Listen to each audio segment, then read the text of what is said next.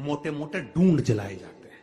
ढूंढा की राख तैयार होती है, उसका कालापन जो तैयार होता है उसको उठाकर ले आए और कपड़े में उसको छान कर राख तैयार कर 3-4 बार छानने के बाद उस भस्म को 12 बजे से 1 बजे के बीच में शिव जी को समर्पित कर देता है और उस भस्म को उठाकर उसमें घी मिलाकर मस्तक पर तिलक लगाकर चले जाता है। वो जिंदगी में कभी हार नहीं सकता, विजय ही पाकर आता है, उसकी कभी हार नहीं हो सकता।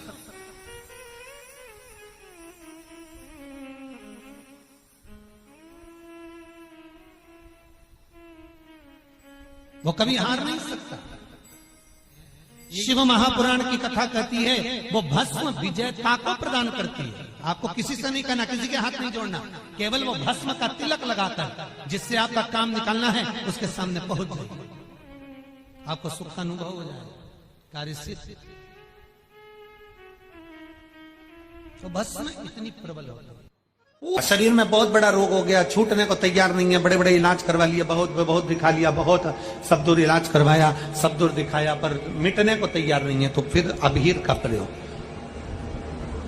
एक चावल का दाना, एक श्वेत पुष्प और अबीर भगवान शंकर को समर्पित कर धीरे धीरे धीरे धीरे शरीर का रोग अपने आप समाप्त होना प्रारंभ हो जाए। पूरी कहानी गलत बताई। अगर दुनिया के लोग सही कहानी बताते तो भतीजा और बुआ का संबंध खराब नहीं होता। कहानी गलत थी ना। लोगों ने कहा, हिरण्यकशिपु ने अपनी बहन से कहा, बहन तू अपने भतीजे को गोदी में रखकर बैठ जा और चादर ओढ़कर बैठ जाना, तू बच जाएगी, तेरा भतीजा जल जाएगा। तो बुआ भतीजे को जलाने के लिए गोदी में लेकर बैठी। बोलो सही है कि गलत है? लोगों ने कहानी गलत बताई। होलिका, लोगों ने कहा उसने अपने भतीजे को जलाया। पहले तो होलिका का नाम तो निकालो कि होलिका का नाम क्या है। कथा वालों ने कह दिया हिरण्यकशिपु की बहन थी होलिका, वो अपने भतीजी प्रहलाद को गोदी में लेकर बैठ गई। वो प्रहलाद को हाथी के पांव के नीचे डाला, खोलते तेल में डाला, अग्नि में डाला, इसमें डाला, उसमें डाला, नहीं मरा। आखिरी में अपनी बहन से कहा होलिका तो अपने भतीजे को गोदी में लेकर बैठ जा। पहले उस होलिका का असली नाम तो लाओ, जिस होलिका का नाम विष्णु पुराण में ढूंढा लिखा है। क्या नाम लिखा है? ढूंढा। होलिका का असली नाम लिखा है विष्णु पुराण में ढूंढा। इसलिए आज भी होली में लकड़ी नहीं जलाई जाती, मोटे मोटे ढूंढ जलाए जाते हैं, क्योंकि उसका नाम ढूंढा है। और ढूंढा बैठी अग्नि में, भतीजे को गोदी में लेकर बैठ गई। उसके पास में एक ब्रह्मा जी की चादर थी, जिसको ओढ़ कर बैठ जाती थी तो आगी में जल नहीं सकती थी। ढूंढा ने देखा चारों तरफ से आगी लग गई, मेरा भतीजा जल जाएगा। तो बुआ को लगा मेरा भतीजा जल जाएगा। बुआ वो होती है जो दुआ देती है, बुआ कभी बद्दुआ नहीं देती है। और ढूंढा ने अपनी चादर को उतारा, आगी चारों तरफ से लग गई। बुआ को लगा मेरा भतीजा जल जाएगा, तो अपनी चादर उतार कर अपने भतीजे पे डाल दी और बुआ खुद जल गई, पर अपने भतीजे को नहीं जलने दिया। ये कथा है, पर लोगों ने उसको पूरी पलट दिया, पूरा पलट दिया। बुआ कब जलाई अपने भतीजे को? होली का क्रम 13 तारीख को शायद होली जलेगी, 14 तारीख को गुरंडी रहती है, होली खिलाती है। पिछले वर्ष थोड़ा सा होली का क्रम रहा, तो अब की बार सब जगह की होली में ना जाते हुए केवल एक होली, वो भी सीहोर की, वो 15 तारीख को महादेव की होली, मार्च को महादेव की होली। अपने शिवालयों में शंकर जी शिव मंदिर के अंदर चंदन का जल 1 लोटा अवश्य चढ़ाएं, महादेव की होली अवश्य मनाएं। होली आ रही है, लगी नहीं रिया की होली जैसा है।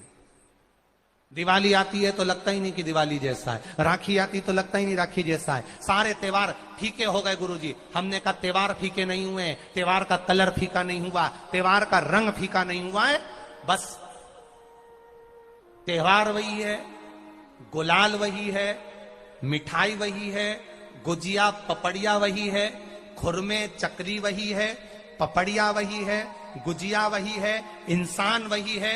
बस बाजार में से जो रौनक समाप्त नहीं हुई है, रौनक आपके भीतर की समाप्त हो गई। आपके भीतर इतनी ईर्ष्या भराती गई, इतनी ईर्ष्या भराती गई, इतनी ईर्ष्या भराती गई कि वो ईर्ष्या के कारण, उस अहंकार के कारण, उस अहम के कारण तुम एक दूसरे से मिलना पसंद नहीं कर पाते। पहले के लोग कहते थे हमारे यहाँ जब होली होती थी इतने लोग आते थे, मिलने जाते थे, गुलाल लेकर जाते थे। आजकल तो कोई दिखता नहीं है। कारण केवल इतना सा है, तुम्हारा अहंकार, तुम्हारा ईगो, तुम्हारा अभिमान तुम्हें अपने घर से बाहर नहीं निकालता। तुम घर से बाहर नहीं निकलते अपने अहंकार के कारण, अपनी काया के कारण, अपनी अभिमतता के कारण। आप दूसरे से मिलना पसंद नहीं करते। जरा सा कोई ने कलर लगाया तुम्हें क्रोध आ गया, जरा सा किसी ने गुलाल लगाया तुम्हें गुस्सा आ गया, जरा सा कोई आया भाभी जी भैया जी करके गुलाल लगा गया, तुम न न न न न न न न न कहां जाओ।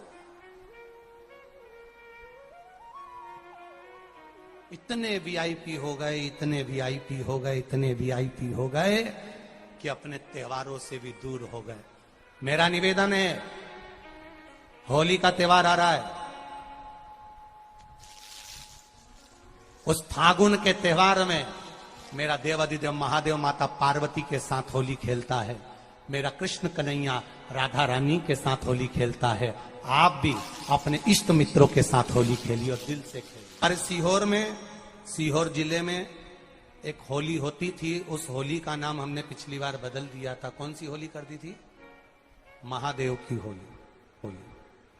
पिछली बार हमारे सीहोर जिले में हमेशा होती आई थी वो होली, थोड़ा उसका नाम हमने चेंज कर दिया था तो उसको महादेव की होली कर दिया था। मेरे सीहोर जिले के रहने वाले सभी रहवासियों से, जिले भर के निवासियों से निवेदन करना चाहूंगा,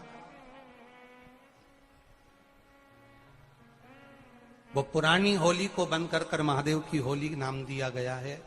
शिव मंदिर में जाना है, चंदन का जल शिव जी को 1 लोटा चढ़ाना। एक बात अपनी जिंदगी में उतार कर रखो, शंकर भगवान को घी का दिया भी लगाओ तो तुम्हारे घर में जो असली घी हो, थोड़ा सा भले 1 बत्ती लगाओ, भले इतनी सी बत्ती जलाओ, पर असली घी की जलाओ। शिव जी को अगर चंदन भी लगा रहे हो तो असली लगाओ। शंकर भगवान को चावल भी चढ़ा रहे हो तो असली चलाओ। शंकर भगवान को अगर अष्टगंध भी चढ़ा रहे हो तो असली चढ़ाओ। केमिकल का कोई चीज मेरे महादेव को मत चढ़ाओ जिससे भगवान शिव की मूर्ति नष्ट हो। ऐसी कोई चीज मेरे महादेव को ना चढ़ाओ। अगर शंकर भगवान के साथ आप होली खेल रहे हो तो चंदन का पानी शंकर भगवान को चढ़ाइए, अष्टगंध का जल भगवान शिव को चढ़ाइए। तो करो तैयारी, आ रहा है त्रिपुंड धारी महादेव की होली। बड़े आनंद के साथ मेरा निवेदन, अपने शिवालयों में, शंकर जी के मंदिरों में, सीहोर जिले के प्रत्येक शिव मंदिर के अंदर चंदन का जल 1 लोटा अवश्य चढ़ाएं, महादेव की होली अवश्य मनाएं। और भाव के साथ 5 मंदिर हम भी जाएंगे, कोई जुलूस नहीं, कोई क्रम नहीं, बस बाबा को आराम से जल चढ़ाना ही एक नियम है और बाबा को जल चढ़ाएंगे। आप सब बड़े आनंद के साथ महादेव की होली का स्मरण करिए। महादेव की होली के